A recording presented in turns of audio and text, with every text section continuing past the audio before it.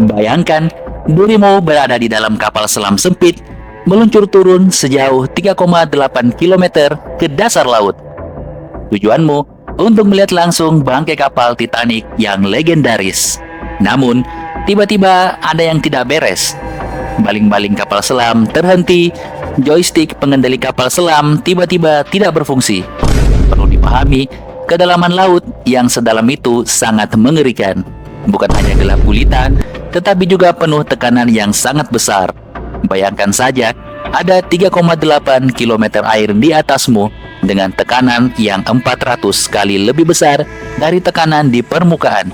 Jika ada kebocoran kecil, kapal selam bisa langsung meledak, atau yang biasa disebut dengan implosi. Ih, seram sekali. Bikin bulu roma merinding. Namun, Kejadian ini bukanlah sekedar imajinasi, melainkan kenyataan yang terjadi pada tahun 2023. Kapal selam milik Ocean Gate, Titan, hilang kontak dan diduga hancur di kedalaman laut. Mungkin kamu sudah pernah mendengar beritanya, tapi ada cerita menarik di balik tragedi ini. Mari kita bahas dari awal. Jangan lupa, intro dulu Bang.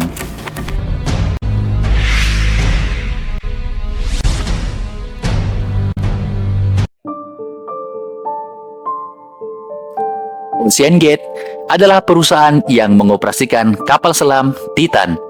Bukan hanya untuk membuatnya, tetapi juga menawarkan tur luar biasa yang mengajak orang melihat tempat-tempat paling berbahaya di dunia, termasuk bangkai kapal Titanic di kedalaman 3,8 km Samudra Atlantik. Didirikan pada tahun 2009 oleh Stockton Rush, seorang pengusaha yang sangat ambisius. Perusahaan ini awalnya mengoperasikan 3 kapal selam kecil yang dapat menampung 5 orang dengan tujuan untuk penelitian ilmiah, produksi film, dan eksplorasi laut.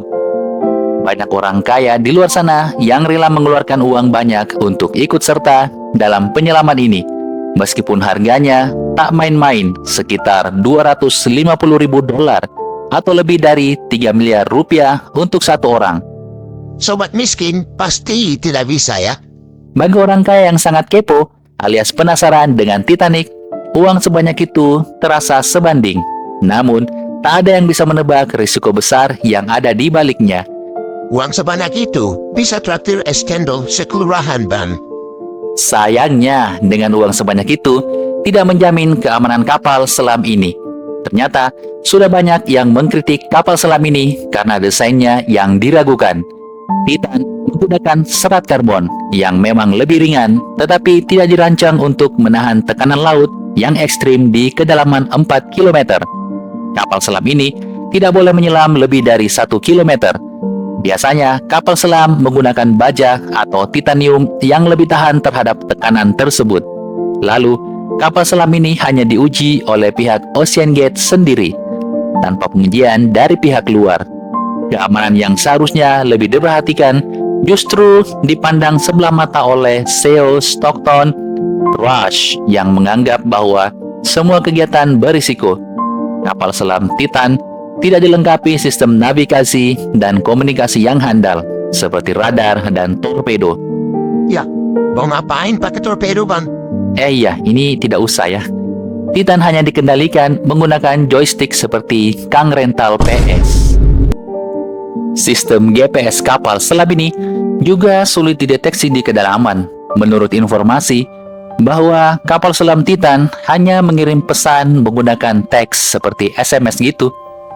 Ditambah lagi, sistem ventilasi oksigen sangat tergantung pada baterai. Bayangkan, jika terjadi kesalahan pada baterai itu, maka akan terjadi kegagalan sistem. Artinya, Titan tidak akan bisa naik ke permukaan. Banyak pegawai Ocean Gate memperingatkan akan hal ini. Tapi, ya namanya bos, suka-suka dialah. Pendapatnya, jika takut kecelakaan, ya sebaiknya jangan keluar rumah sama sekali. Namun, pemangkasan biaya keamanan ini menjadi salah satu yang sangat disayangkan, mengingat penumpang membayar begitu mahal untuk pengalaman yang berisiko tinggi. Banyak kontroversi mengenai kapal selam Titan, termasuk bagaimana Ocean Gate menggunakan mahasiswa magang untuk merakit komponen penting. seperti sistem kelistrikan. Pada tahun 2018, salah satu mantan mahasiswa magang mengungkapkan bahwa mereka yang merancang seluruh sistem kelistrikan kapal selam ini. Bahkan, ada masalah besar pada bagian jendela kapal selam yang dianggap sangat rapuh jika dibandingkan dengan tekanan laut yang ekstrim. Alih-alih memperbaikinya, si Stockton ini malah memecat orang yang mengkritiknya, yaitu David Loldridge, yang saat itu menjabat sebagai direktur operasional. Bagus dilawan ya. Ya, kena pecat lah. Padahal David dipekerjakan untuk mengkritik jika ada yang tidak beres pada kapal selam Titan. Sebelum tragedi terjadi, si Stockton ini telah memberitahukan calon penumpang mengenai semua risiko yang ada, termasuk kemungkinan gagal atau bahkan kematian.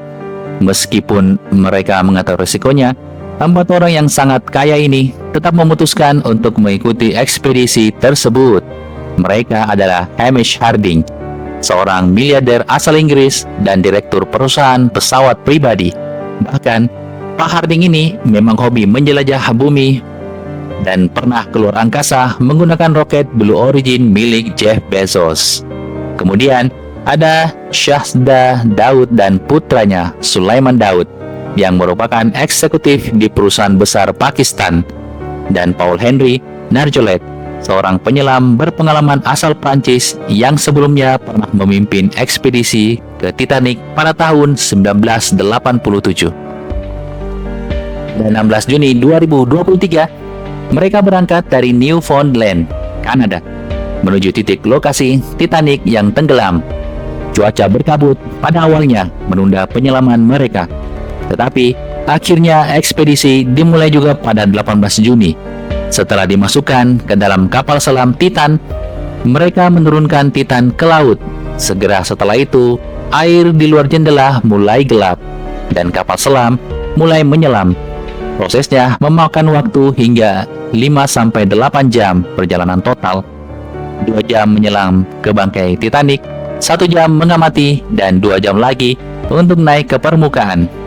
Perlu diketahui, di dalam kapal tidak ada kursi.